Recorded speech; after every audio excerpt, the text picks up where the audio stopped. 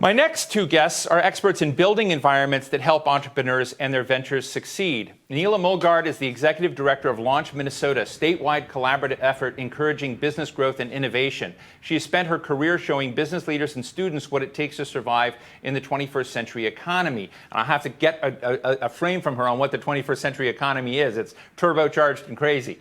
And Larry Irving is a good friend of mine, often someone I talk to and go to on issues of anything involving the digital economy. He is president and CEO of the Irving Group, a longtime advocate for eliminating the digital divide and creating opportunity for underprivileged communities. And I know that he's thought a lot about the Venture Forward study. And this isn't to be nice to GoDaddy, but this is sort of the look at, have we been missing something in the DC environment? But let me start with Neela for a moment.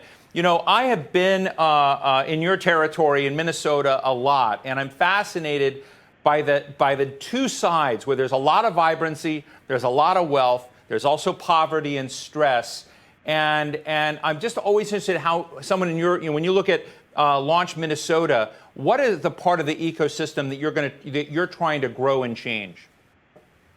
Yes, well, it's just an honor to be here today. Launch Minnesota, we're embedded in our state's economic development agency.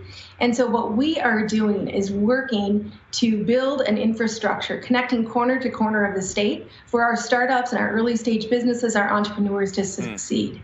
So we're looking at increasing access to capital, to creating a statewide network, and developing those education, training, and skills needed for them to succeed. Very similar to what Iman shared about some of the needed things that are critical in this journey for entrepreneurship. You know, one time, Neela, I sat down with a bunch of bankers, and we did a program on small business and small business financing in America. And it was very interesting that I asked the banks, I said, so what's your minimum loan?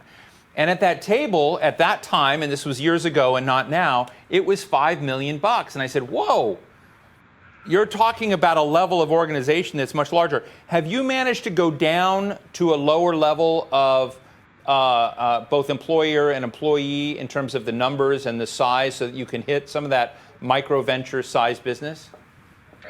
Well, what we're very fortunate in Minnesota is our governor and our legislators have allocated dollars for some grants to increase capital to those communities that might not always have as easy access to capital. So we have $1.6 million each year in this biennium to focus on business operations. We also have a housing and childcare grant to help reduce some of that risk of entry to launch their new business ideas. And these grants are targeted for high-tech, innovative, scalable businesses. But it's we've fully allocated the first year, and we're well on our way into the second year. Well, that's great. Now, Larry, I'm fascinated in what you see in the data and the Venture Forward stuff. I know you've taken a look at it, but I guess my question to you is, you know, sometimes I sit here in D.C. and I'm, wonder, should we get this topic more on the map of policymakers here, or should we leave them blissfully unaware so they don't mess with it? So because it's fascinating dynamism when I've been looking into these stories, but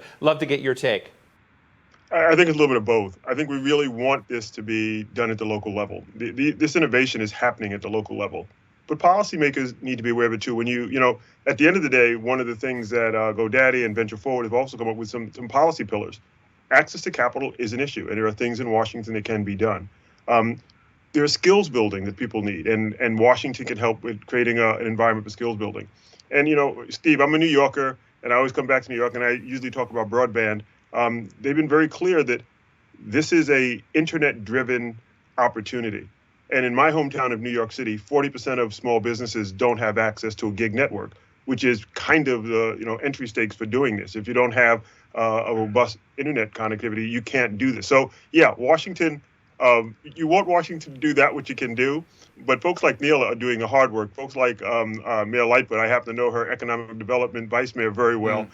That's where it's really happening, and we need those folks doing the hard work, with Washington providing some guideposts and some funding and some policy parameters that'll help Neela and Samir, my friend in Chicago, do what they do so well. Larry, are you optimistic at all? Because you and I have been talking for more than 20 years now about the digital divide, the lack of connectivity, the unevenness of that distribution. Now we're on the edge of significant 5G deployment in the United States. Are you optimistic that we're finally going to get some of this right? Or is it going to be a ball and chain around economic growth for another generation? It will not be a generation. The one thing that the pandemic has done, the pandemic has been brutal, and it's been brutal to people who can least stand the brutality. But what's great about what's happened with the pandemic, if there's anything great, people now know that the digital divide has to be crossed, that we have to find a way to connect people, whether it's healthcare or education or economic development. It is something that you have to have today in America. And just 2 years ago, there was still debates as whether or not, it was a necessity or not, just giving people access to Netflix. No, you're giving access to doctors, you're giving access to markets, you're giving access to teachers. And so that debate is now over, closed. And I think whether you're talking state, local, or federal, and global, people understand we have to connect everyone. Thank you for that. Neela, I'm interested because I know that you sort of think about the entire state. You think about rural areas, you think about cities.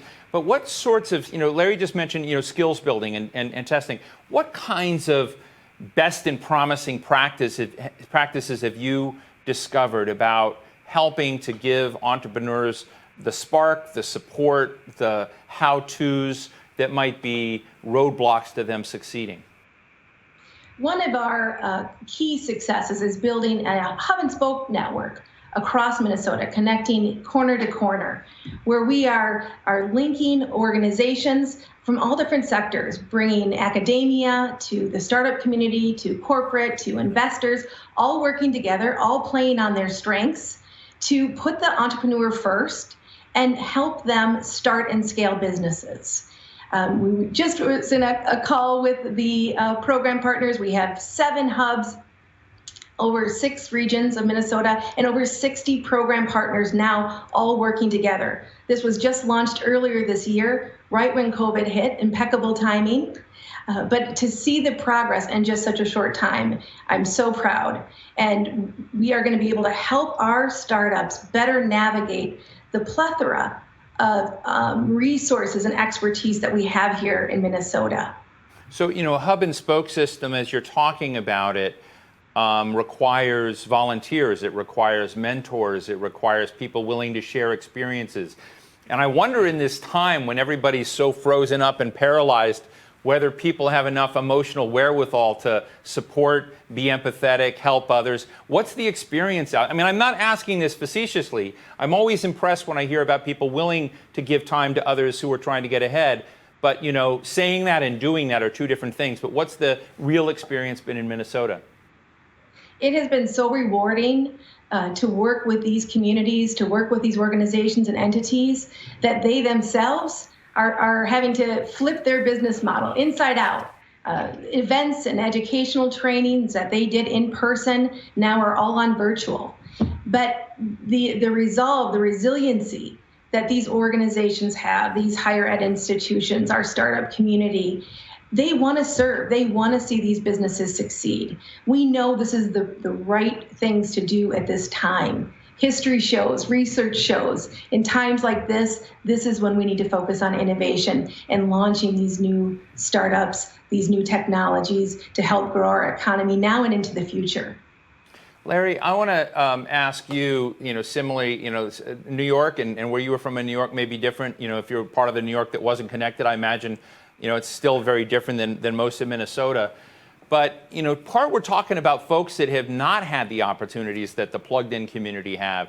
But, when I look around the world, I think, okay, the Philippines, or if I think about, lesser department, or I'm going to Havana, Cuba, communist country, I still find entrepreneurs there who found their way into an internet cafe and are, cooking up some global stuff. I'm just sort of interested in what do you think is the right, clearly connectivity. But for that young entrepreneur, male or female, in communities of color that have been not connected, what are some of the things that we should think about putting in place to give those people an incubator or some sort of, concrete steps so they can find their way to their own, creative contribution and entrepreneurship? It's interesting when I go through the venture forward data. One of the things you find is that the venture density matters because people who are like-minded, who are venture communities, they find each other and they work together to build out their businesses. I'm excited to hear from the Furlough Cheesecake young women, but I know that in Fort Washington, in the Washington, D.C. area, there are a lot of Black and brown entrepreneurs who are working together. But even, I'm associated with a company down in Huntsville, Alabama, called Comment Sold, and they help people who don't know how to build these businesses. And let me give you a couple of statistics, Steve. They're going to have $1 billion of gross merchandise value this year, up from 300 million last year, working with thousands of small venture entrepreneurs. If Horatio Alger wrote his book today, it wouldn't be about somebody with a shoeshine kit, about a kid with an internet connection. And that kid can be anywhere on the planet. And there are things like Comment Soul that will help people learn. There are community organizations. The great thing is, most of the folks who are entrepreneurs, they want to learn from other people, and they want to share what they've learned. So whether it's Queens, where I'm from, which is one of the 108 different languages spoken in Queens, or Huntsville, Alabama, which speaks a little different language than I speak, but which has created a company that is helping people across this country, or Minnesota, which has a huge immigrant community, but also a huge community of longtime Minnesotans, they all work together to solve this puzzle, and that's what makes this also gratifying. Let me ask you, we have another question from the audience that's come in. Let me ask you both this, because I think it's interesting. It's from Jason Powell, who's Special Projects Deputy at the Virginia Senate Finance and Appropriations Committee. So hello, Jason. How many states have active public sector VC-style funds focused on matching industry ecosystem partners with, you can tell this guy's in the business, with the commercialization of higher education research? So I'm interested, so I'm going to modify his question. So he's talking about education research. So when I was traveling with Steve Case and some folks in his Rise of the Rest tour about entrepreneurship happening in middle America, out there, not in Silicon Valley, not in New York, but other places in the country, one of the things I kept running into were small firms that were somehow creating little pop-up companies that had to do with health data or health anything, or other forms of university research. So, Neela, is this on your radar screen? Definitely. Risk capital is key to drive innovative ecosystems. So we work with, currently, we have an angel tax credit in place. We also have, as I mentioned, grants directly to startups, but we are looking continuously on ways that we can infuse Minnesota with more capital for our startups. And I've looked at some other states. There's numerous states that have state venture funds. It would be, the research shows it adds a lot of benefits. The situation is, where do states get that funding to make it possible? But yes, there's many states across the nation that I've been speaking with that have seen amazing results with that type of fund. Larry, do you have thoughts on this? Yeah, I mean, I've worked with folks in California. I know I went to school in Illinois. Illinois certainly has it. Maryland has a really robust program, and under different governors. And Virginia, I believe, has also had done some leadership. So there's more and more happening at the state level. And again, that's what's so great about this. There's not one sector that's doing this.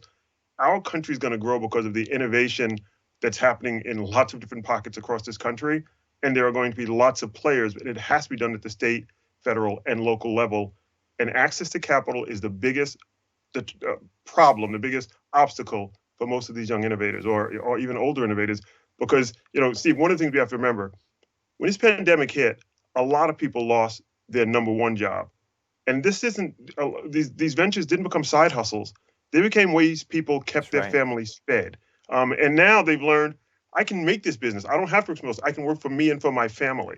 That's kind of part of the American DNA. And the work that Neela and others are doing is so important to letting people live their dream and helping all of us as a country come back stronger, or at least strong, from something that's been debilitating.